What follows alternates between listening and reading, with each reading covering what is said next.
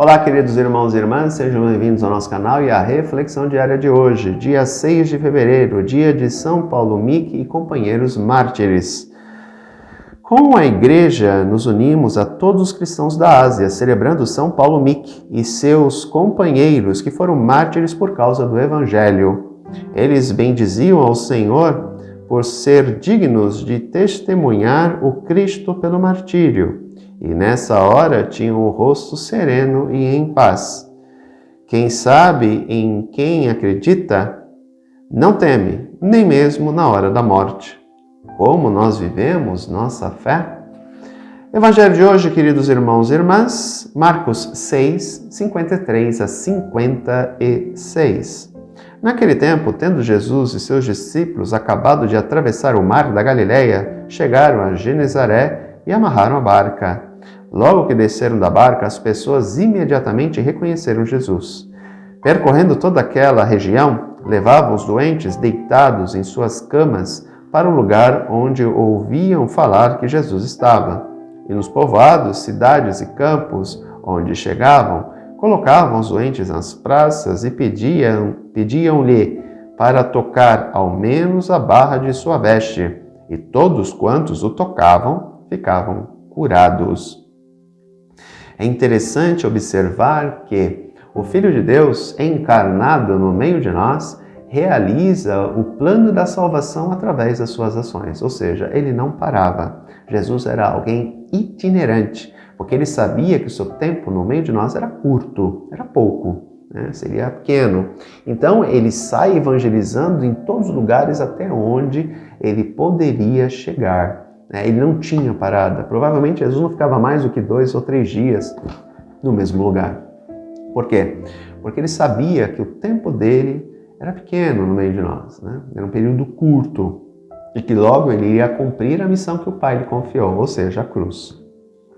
Então é interessante observar que devido às suas ações, devido às curas, devido à sua palavra, devido às suas mensagens, devido a tantas ações que ele empreendia, ele se torna uma pessoa extremamente conhecida. Veja, ele desce numa outra cidade e o pessoal imediatamente o reconhece. Lembra vocês que naquele tempo não tinha internet, não tinha Facebook, não tinha Google, não tinha nada.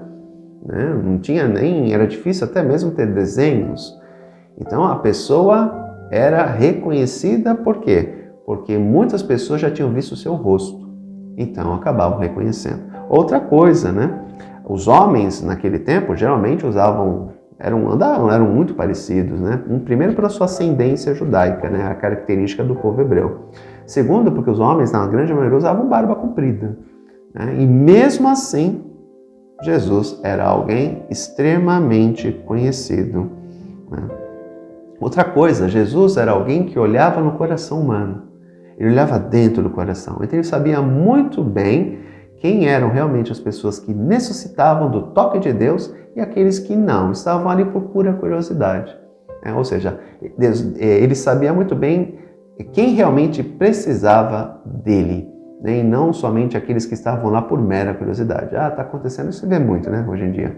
Está uma muvuca de pessoa, a pessoa vai lá para saber o que está acontecendo. Mais ou menos a mesma situação acontecia na época de Jesus também. Então muitas pessoas acabavam indo atrás dele por mera curiosidade.